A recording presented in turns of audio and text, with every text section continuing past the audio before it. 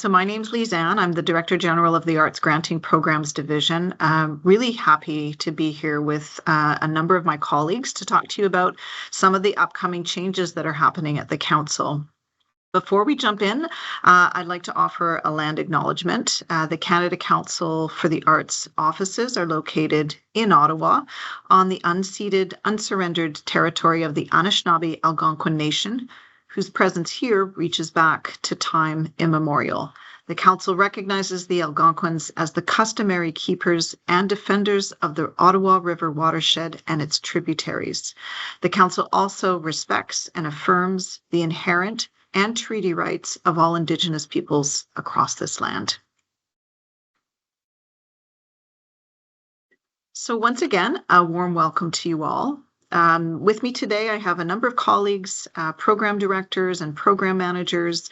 We're all going to take some turns sharing information with you today, and we'll be introducing ourselves throughout the presentation. I'd also like to give a very huge shout out to the folks who are behind the scenes supporting today's session. So today, the webinar is going to provide an overview of some of the changes that you may have heard about through our e-bulletins or on our website, but some of the changes that we're introducing in 2025. So that includes our plans to update our granting system, transition period to a new portal for applicants. We're introducing in that new portal some new and combined grant components. We want to mention our recently announced deadlines for the second half of 2025, which are now up on our website, and we'll also let you know how to stay informed. So if we just take a step back, essentially today is a really high-level overview of what's new. So don't worry if you don't grasp it all. As Regine mentioned, we're going to record the presentation. We'll make it available online. We'll also be posting a copy of this PowerPoint presentation. Information about our program changes and our new and combined components, those are already up on our website, and our program teams are going to be doing a deeper dive into those funding components over the next couple of months. So there'll be more detailed program information and opportunities to ask questions about those over the next little while. So what is new in 2025? In November, the Council announced that we're going to be modernizing our granting systems. And as well, alongside that, taking the opportunity of the technology change to make some changes and adjustments to our funding components. We provided some additional information about those changes in February, and you can find all of that information online, but we are going to walk you through it today. So why are we making some of these changes? Well, over the past year, we've met with stakeholders, we've surveyed peers, applicants, and we also reviewed our programs and processes, taking into account peer feedback, frequently asked questions, suggestions that we received over the last number of years, and looked at how are some ways that we might be able to improve. So as part of the systems modernization, we're going to introduce these changes to our programs and services. And really our goal is to make them more accessible, to make them more efficient, make them more effective, and more responsive to what's happening in the arts sector currently in terms of costs going up and in terms of revenues being quite static. So to respond to what we've heard, we're going to update our funding portal. And one of the things that's most notable about that is that funding portal is going to bring all of our funding opportunities, so both grants and prizes, into a single portal. So you'll be able to search not just for grants, but also prizes that you may be eligible for. We're going to simplify our rather complicated suite of applicant profiles. So we're going to make it easier to select an applicant profile. We're going to harmonize the eligibility criteria. We're going to make it easier, basically, to create an account, create an applicant profile, and search for funding. We're going to simplify our application processes and forms. We're going to combine some of our grant components to make more flexible funding. And we'll also start to draw on the findings of a research project that we undertook last year into our peer process.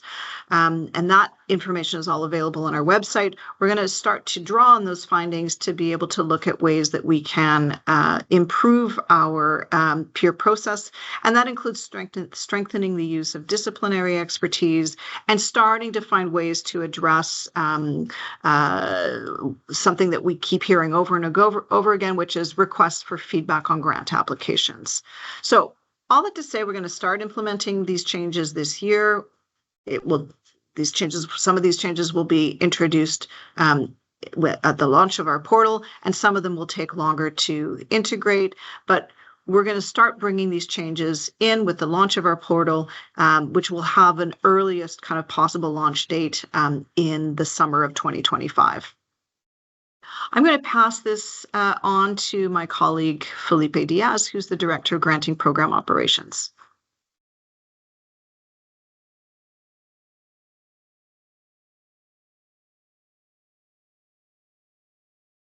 Hello, everyone. My name is Felipe Diaz, as Lise Ann mentioned, and I'm the Director of Granting Program Operations.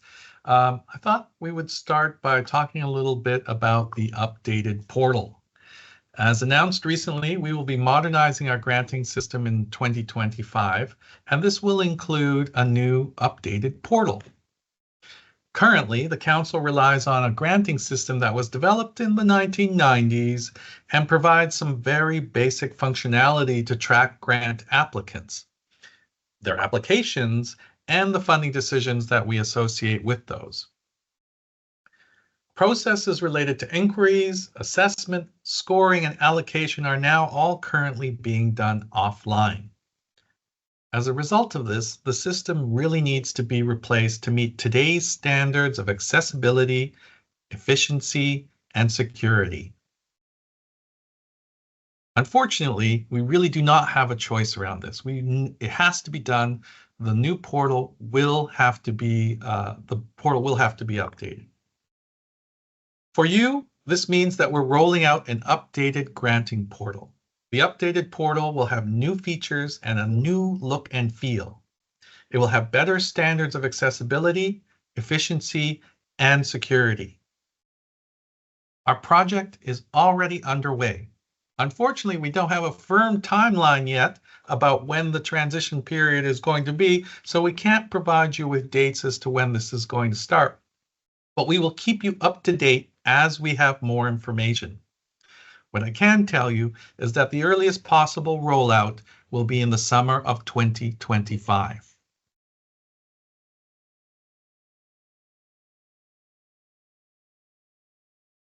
To integrate these changes into our updated portal, there will be a 6-week period later this year during which the current funding portal will be unavailable. This period is necessary to transfer data from our old current system to the new system. During this transition period, you will not be able to access the Canada Council's funding portal. Common processes that we use the portal for will not be available during this period. That will include profiles, applications, grant acceptance, and reporting. However, our teams will continue grant assessment offline so that we can deliver results and maintain a continuity of service to the community. Our teams will be delivering info sessions to help prepare you to manage this transition. Our team will also be available to answer whatever questions you may have leading up to this. The updated portal will be launched at the end of that 6-week transition period. We are currently working on ways to ensure you have everything you need during the transition. This will include advance payments for core grants and grace periods for grant acceptance and final reports. We also recently extended some of our program deadlines to minimize that disruption to the applicants. Again, while we are not able to provide full details, we want to assure you that we are actively working on these elements and will share more information as soon as it becomes available. We will be communicating key dates for the transition period 2 months in advance, and we will hold info sessions like this one to help you prepare. The current deadlines in the portal will be the last chance that we will have to apply in our current portal. We will be posting, or we have already posted, new post-transition portal dates, and we invite you to go to our deadline and notification page to check those out.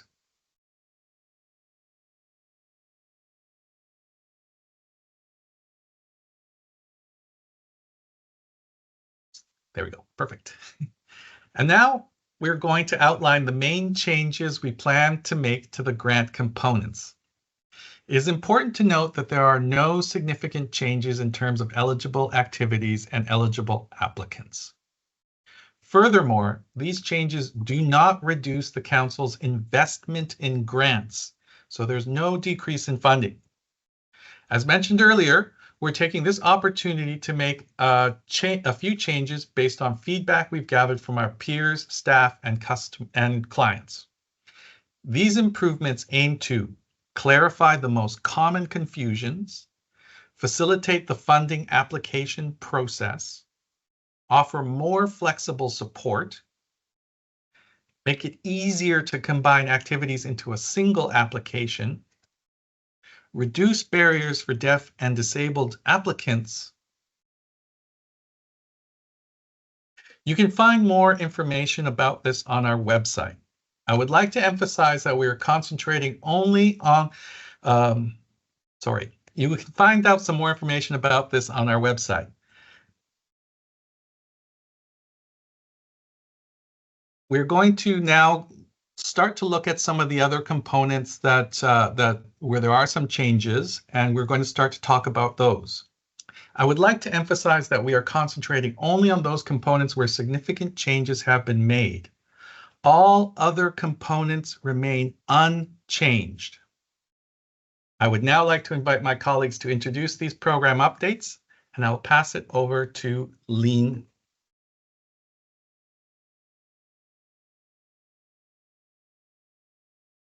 Hi, thank you, Felipe.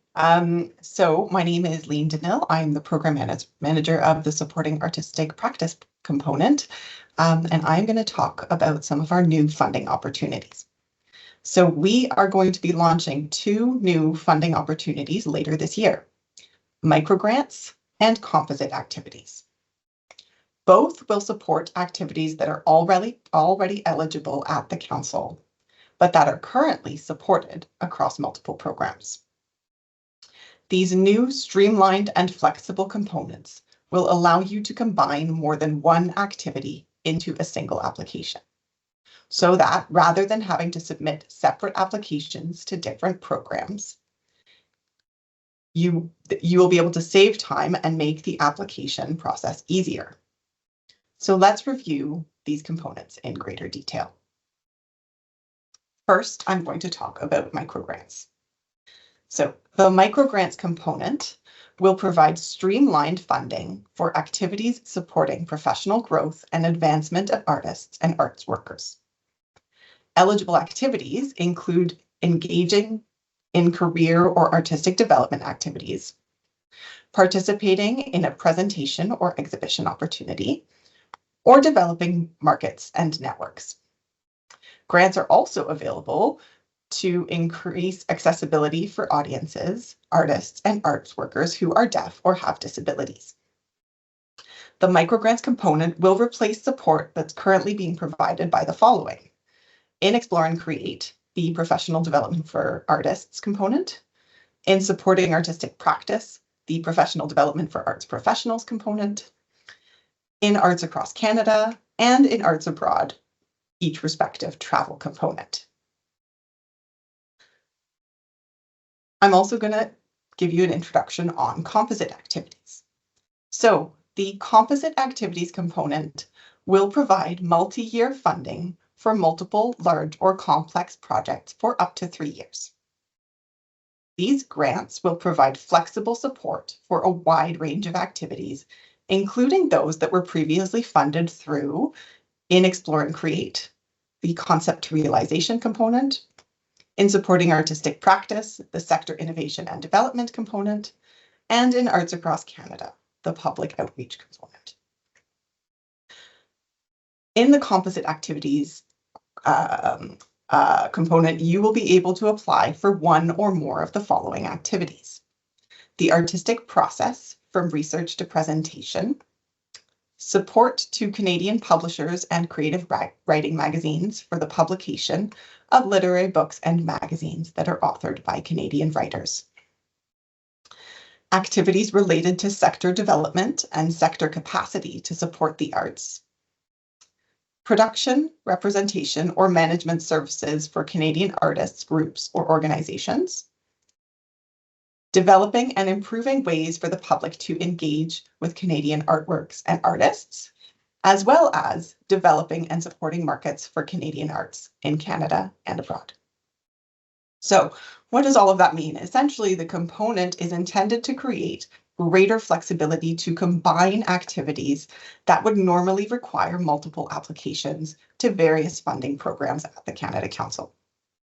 As before, organizations that receive a core grant from the Canada Council will not be eligible to apply to composites. I will now pass it back to Regine.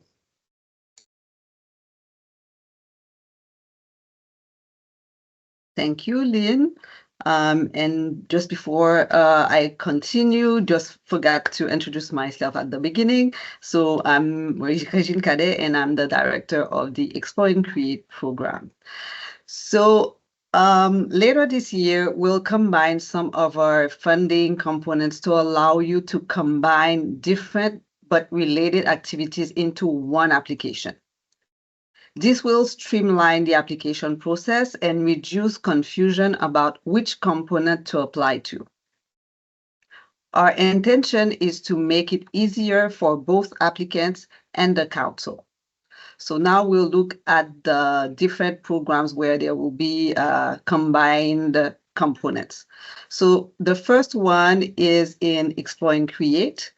So the research and creation and concept to realization components will be combined into one single component in the Explore and Create program. The new combined component will support the same activities, but for clarity will be renamed Artistic Creation.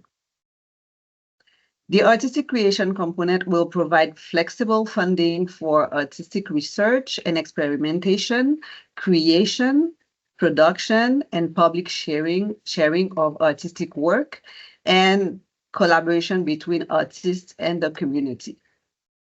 Projects must primarily aim to support the creation of artistic work. Projects that involve public sharing of work must also involve creation activities.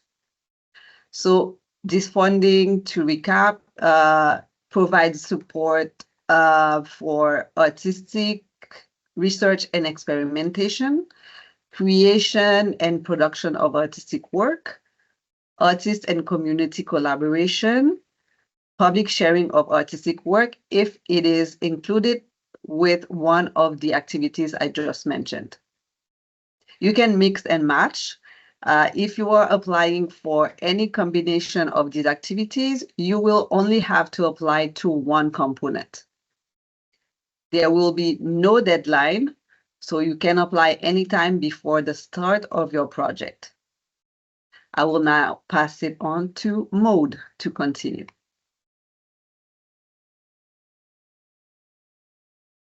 Hi everyone, Maud Laflamme, very nice to meet you.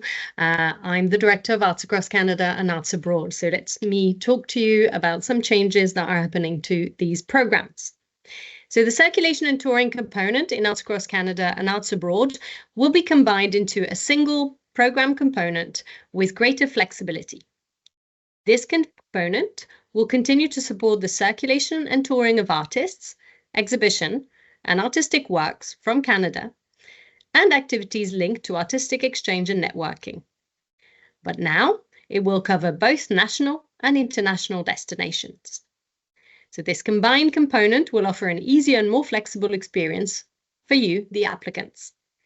In terms of new features, I'm pleased to announce that we will be removing the current Arts Across Canada requirement of a minimum of 3 destinations.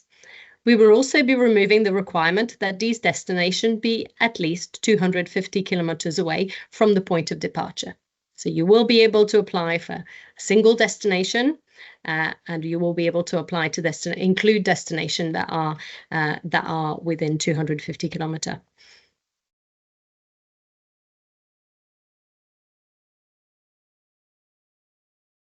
For representation and promotion, similarly,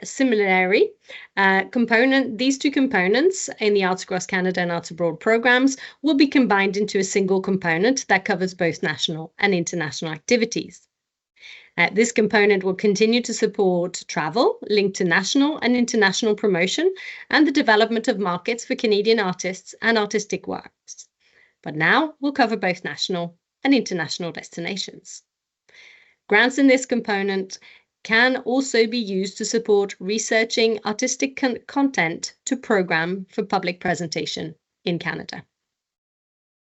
In terms of new features, we are pleased to announce here that we have also removed the current Arts Across Canada requirement of destination being at least 350 kilometers from the point of departures. We will also be removing predetermined fixed amounts based on distances traveled. Now back to Lise. Hello. Yes, so we've got one more program update. So I'm going to be talking about some of the updates that we're going to be making to sector support, innovation, and development. So the component that is currently known as sector innovation and development is going to be renamed to sector support, innovation, and development later this year.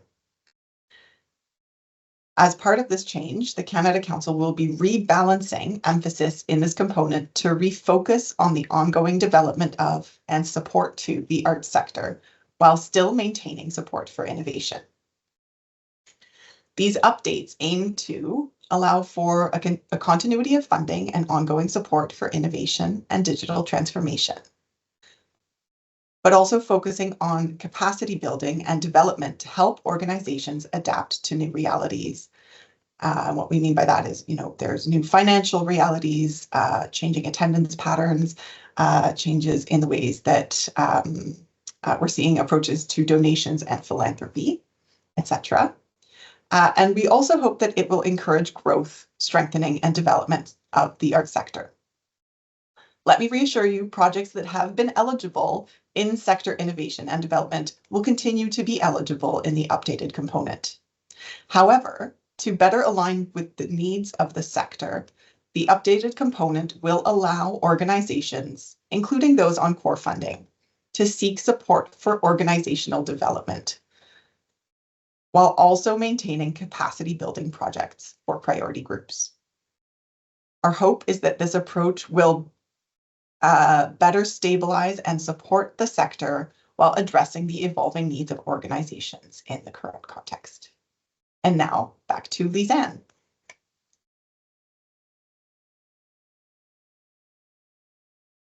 Thank you, Lise. So before I talk about just a few other updates, just going to do a really quick recap. So in terms of the program changes, we're combining some of our components. So research and creation and concept to realization becomes artistic creation.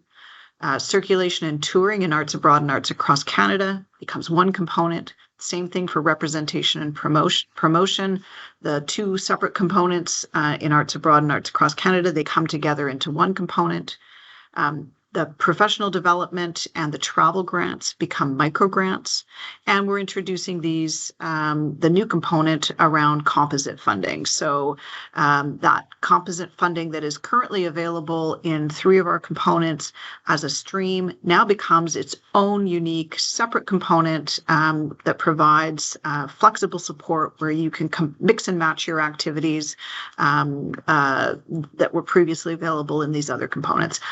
Just to reassure you and make it really clear, any of those other components that we haven't talked about, like public outreach, for example, there are no changes to those components. So the other components in our funding model, they remain essentially unchanged and will also be available when we launch our new portal.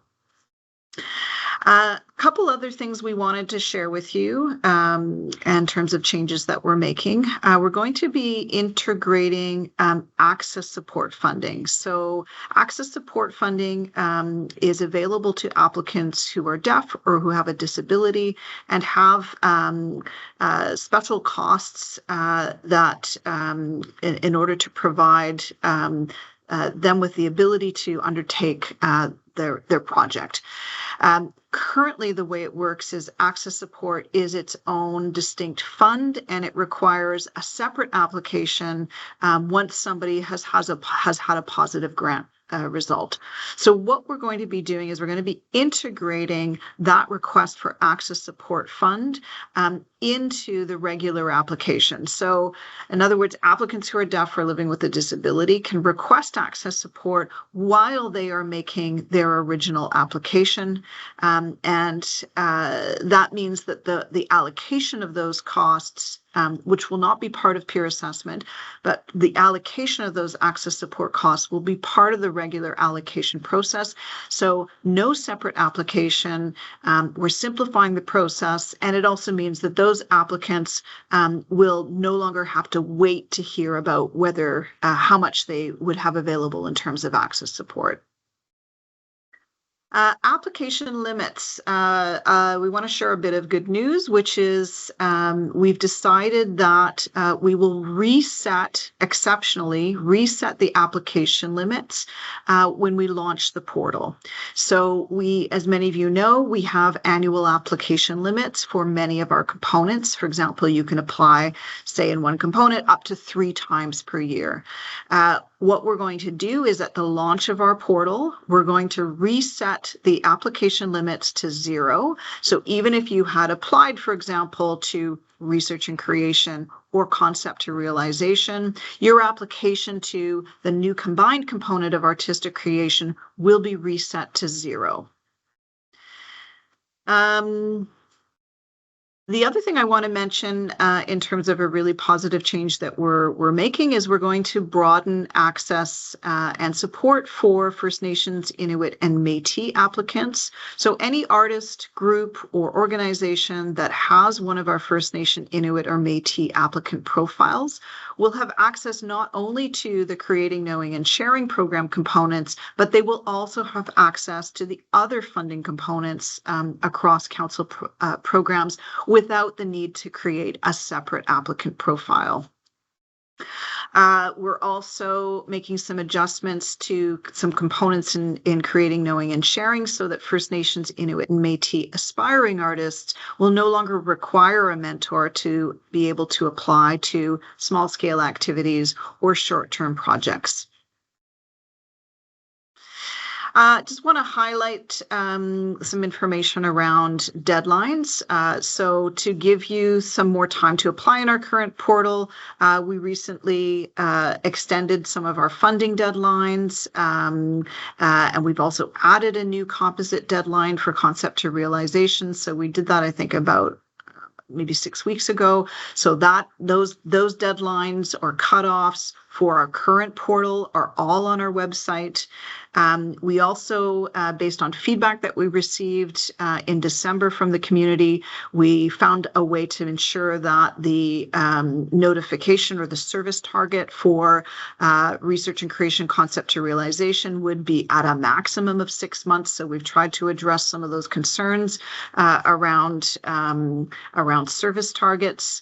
And just this week, we have updated our deadlines and notification page with all of the deadlines for the rest of 2025. So what I mean by that are we now have the deadlines for the fall and for applications that will be submitted once our new portal is launched sometime this summer of 2025.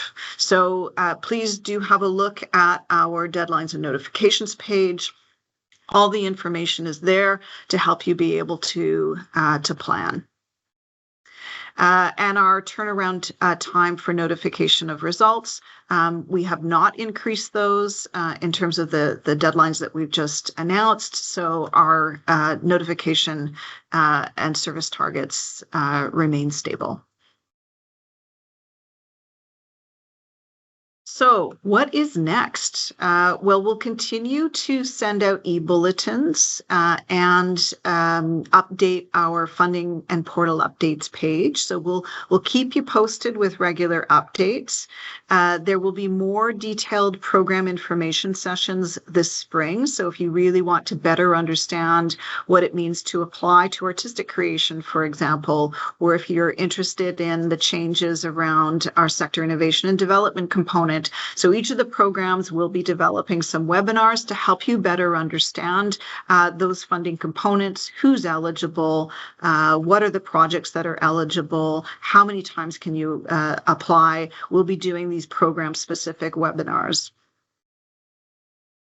We're also going to share sometime in, say, the next month, more details about the transition period. So what you can expect, what it means for you, how to prepare in advance. So please keep an eye out for that. And we'll likely be offering this kind of a webinar to be able to talk people through the transition period and to answer questions about it.